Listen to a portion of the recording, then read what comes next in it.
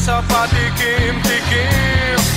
Pinilit kong gustuhin, bisyo'y nagsimulang lumalim. Kaya ngayon ang hirap tanggalin. Kabilin-bilinan ng lola, huwag nang uminom ng serbesa.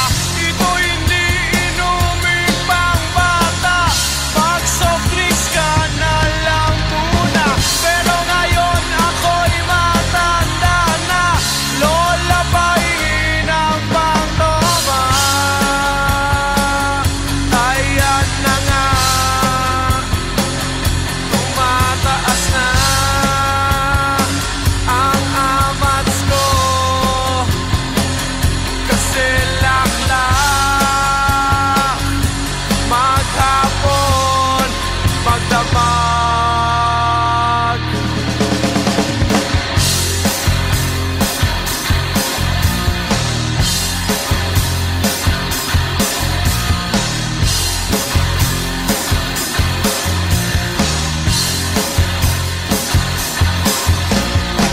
Di bali nang hindi kumain, basta may tomang nakahain.